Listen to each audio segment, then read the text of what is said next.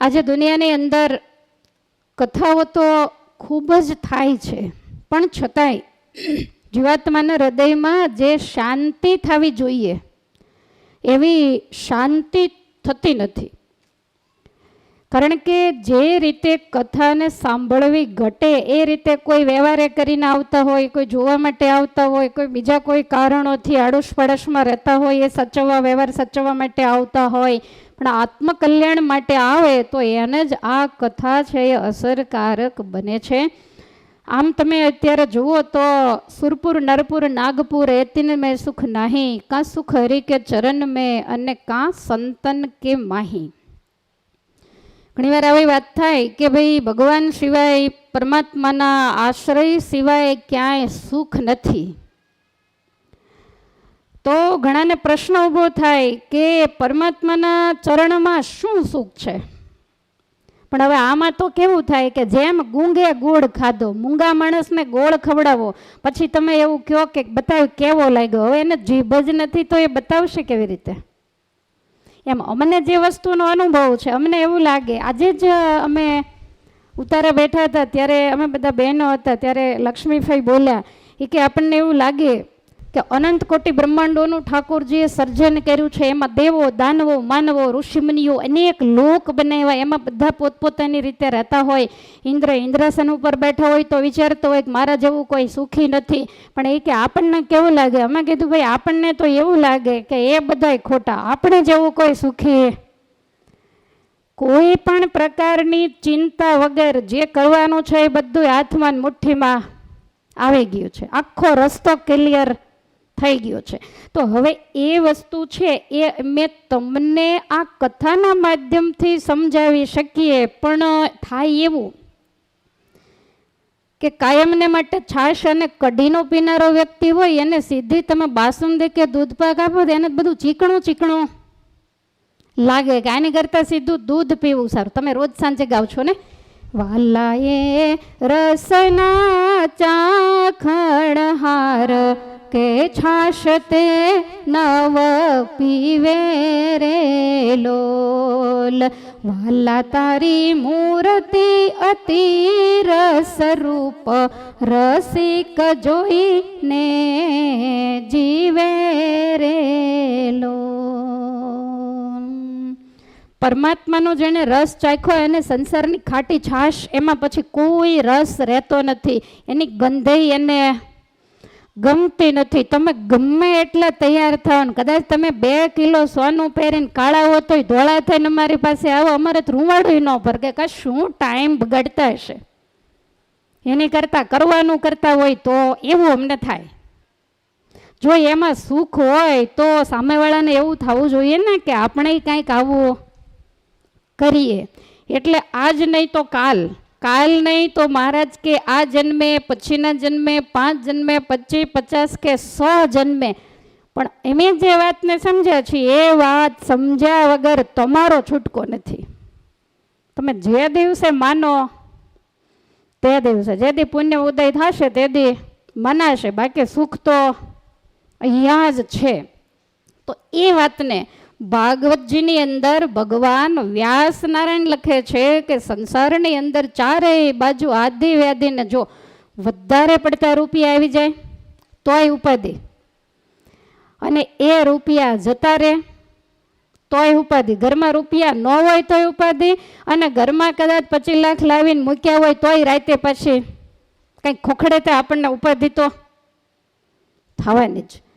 પણ શાંતિ છે એ હંમેશા આધ્યાત્મિક માર્ગની અંદર છે. તમે સંસારી છો, મારે 7 દિવસ, આમાં તો કેવું હોય કે જેને જેવું ડ્રાઇવિંગ આવડે ને એ રીતની ગાડી ચલાવે. અમારે ત્યાં ગૈરાગીનો અંગ વધારે એટલે અમારી ગાડી વારે વારે એ બાજુ ઓલા ચીલા પડી ગયા છે. ગાડાઓ ચાલતા હોય, ચોમાસાનો સમય હોય, ચીકણી માટી હોય તો એમાં ચીલા પડી જાય, પછી બધું સુકાઈ જાય ને તોય ગાડું ચાલતા ચાલતા આમ ચીલાથી બહાર લઈ જાય, વળી પાછું એના ટાયર હોય એ લસરીને ચીલામાં ચાલવા માંડે. એમ અમારે ઓલી ટેવ પડી ગઈ ને એટલે વારે વારે એમ થાય કે આ બધા કાંઈક થોડાક આમાંથી પાછા વળીને ભગવાનમાં જોડાય તો સારું. તમને અત્યારે દૂરથી બહુ ખબર ન પડે, પણ સુખ શાંતિ તો આધ્યાત્મિક માર્ગની અંદર જ છે. તમારી અંદર પણ કોઈ ધંધાકીય ટેન્શન હોય, કોઈ દીકરા દીકરીઓના ટેન્શન હોય, ત્યારે તમે મેડિટેશન, યોગા એનો આશ્રય લ્યો છો કે નથી લેતા? શું કરવા લ્યો છો? શું કરવા લ્યો છો? માનસિક શાંતિ માટે. અમુક વાર સંસારમાં એવો સમય આવે છે કોઈ ડૉક્ટરની દવાઓ પણ ત્યાં કામ લાગતી નથી, અને એ વખતે વ્યાસ ભગવાનની પોથી ત્યાં કામ લાગે છે. જે યોગની શિક્ષાઓ કે જે કાંઈ છે બધું જ શાસ્ત્રોની અંદર આપણા ઋષિમુનિઓ આપણી શાંતિ માટે મૂકીને ગયેલા છે. એટલે એ બાજુ જ્યાં સુધી માણસ નહીં વળે ત્યાં સુધી એને શાંતિ નહીં થાય, અને ત્યાં સુધી પોતે કયા માર્ગે ચાલે છે એનું એને જ્ઞાન કે ભાન નહીં થાય. આજ તમે જુઓ તો વ્યસન અને ફેશન આ બેએ માજા મૂકી છે. મોબાઈલે તો મોકાણે જ માંડી છે, સમજી લો તમે. જન્મે ત્યારથી છોકરાઓ નાના હોય અને ત્યારથી જ એને આ ભયંકર ટેવ પડતી હોય છે. ઘણી વખત તો ઊંઘમાં આમામ થતું હોય. જો તમે વાંચતા હો ને, શાસ્ત્ર વાંચતા હો ને, તો તમારી લાઈન આમ જાય, મોબાઈલમાં તમારી લાઈન કંઈ ખબર પડતી હોય એને પડે. આ બધા મોબાઈલ વગેરે માધ્યમો છે ને એ પણ પરમાત્મા સુધી પહોંચાડનારા માધ્યમો છે. આજે તમારે અહીંયા ધર્મનંદન ફાર્મ સુધી આ કથા સાંભળવા આવવું પડે. તમારે ન આવવું હોય તો ઘરે તમારા મોબાઈલને બે ત્રણ વખત ટચ કરો એટલે સીધું સંભળાય. તો સારું પણ આમાંથી મળે છે અને નબળું પણ આમાંથી મળે છે. પણ આજે નબળું લેનારા લોકો વધારે છે, સારું લેનારા ખૂબ જ ઓછા છે. એટલે વડીલોને મારી ભલામણ, અત્યારે તો બધા વડીલો આમ ચાલી ન શકતા હોય, લાકડી લઈને જતા હોય ને પછી પર્સમાં રિંગ વાગે, થેલામાં લાકડી આમ દબાવીને કાઢીને, એટલે બધા પાસે મોબાઈલની વ્યવસ્થા. એટલે વડીલે તો એનો આ જ ઉપયોગ, અખંડ ઘરે બેઠા બેઠા કથા સાંભળા કરવી ને હાથમાં માળા લઈને બેસવું. આપણે કરતાં બધા જ હોશિયાર છે, બધા ભણેલા ગણેલા છે, બધા સૌનું કામ કરશે. આપણે ગુજરી જશું પછી કોણ ધ્યાન રાખશે? હવે શહેરોની અંદર તો શેરીની અંદર કોઈ બહુ આટા નથી. ગામડામાં હોય તો વળી પૂંછડી પટપટાવતા આટા મારતા હોય તેમ થાય ઘરે ધ્યાન રાખવા જાશું, પણ અહીંયા તો એ સિસ્ટમ પણ નથી. એટલે વડીલોને મારી કરબદ્ધ વિનંતી છે કે તમને જેની કથાઓ ગમે, તમે કદાચ ભણ્યા નથી, તમે વાંચી નથી શકતા, તો ઘેર બેઠા બેઠા ટીવી સ્ક્રીન હોય, મોબાઈલ હોય તો એના માધ્યમથી અખંડ કથા સાંભળવી અને હાથમાં માળા, જપજપિયું વગેરે લઈ તમે જે ઈષ્ટદેવને માનતો, મારો કોઈ દુરાગ્રહ નથી કે તમે આને જ માનો ને આને જ માનો. કોઈ પણ ઈષ્ટને તમે માનતા હો, જ્યાં તમને શ્રદ્ધા હોય તો તે દેવાલયોની અંદર જઈ દેવના એક વખત દર્શન કરવા, કથા વાર્તા અખંડ સાંભળવી. તમે જેટલી વધારે કથા વાર્તા સાંભળશો અને અખંડ ભજનને માળા કર્યા કરશો એટલી તમારી જીભ છે બિલકુલ શાંત રહેશે, અને જેટલી એ શાંત રહેશે એટલે તમે નાના સમાજને વધારે ગમશો, અને તમે એને વધારે ગમશો તો ગરમા ગરમ રોટી ઉપર ઘી આવશે. એટલે બધા જ વડીલો, એમાં અહીંયા વડીલોને સુરતમાં તો લગભગ કંઈ કામ ગામડું હોય તો વળી વાડી ખેતરે પાછા આંટો મારવા જાય, અહીંયા તો કંઈ જ હોતું નથી. એટલે બધા જ ખાસ નિયમ રાખજો કે બધું પડતું મૂકી. અત્યાર સુધીમાં ચાંદલા, ચૂંદડી, ખરખરા, બીજું ત્રીજું બધે જાનુમાં ગયા, બહુ ગયા. હવે નિવૃત્તિ લેવી કે નહીં?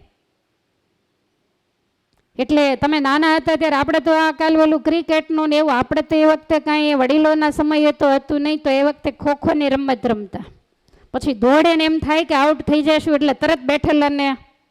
એટલે હવે વડીલોએ નાનાને ખો આપી દેવી કે હવે તમે સંભાળો, તમે દોડો અને આપણે શાંતિથી બેસી જાઓ.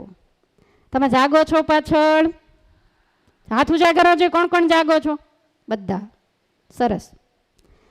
7 દિવસને માટે તમે જાગતા રહો એવી નારાયણ મુનિ દેવને પ્રાર્થના કરું છું. ને 7મા દિવસે એવી પ્રાર્થના કરું કે તમે આજીવન જાગી જાઓ. ઘણું બધું સૂતા, હવે જાગવાનો સમય છે. જુઓ, જેવું મોહ નિદ્રામાંથી જાગી, હવે મોહ નિદ્રામાંથી જાગી પાછા વળી થોડા આધ્યાત્મિક માર્ગની અંદર પગલાં ભરીએ. તમે સંસારી છો, ધંધા, બીજું ત્રીજું, વ્યવહાર, સારા મોળા પ્રસંગ, તમારી જવાબદારી એ તમારે નિભાવવી જ પડે. એમાં કોઈ ના નહીં, પણ થોડું આ વસ્તુ પણ કરતા જાઓ એટલે આપણા બે કામ જરૂરથી થશે. તો જ્યાં સુધી કથાના માધ્યમથી શાસ્ત્ર, સંત, પરમાત્મા એનો મહિમા ન સમજાય ત્યાં સુધી કથા સાંભળ્યાનો કોઈ મતલબ. ભગવાનનું નામ પણ મહિમા રહિતનું લ્યો. પોપટને તમે પાંજરામાં પૂર્યો હોય તો એ સીતારામ સીતારામ બોલે, પણ એને સીતા કોણ ને રામ કોણ એનું જ્ઞાન નથી. એટલે મહિમા વગર, કથા વાર્તાના યોગ વગર રૂડા ગુણ જીવની અંદર ક્યારેય આવતા નથી. માટે બહુ ધ્યાન રાખી અને કથા સાંભળવી.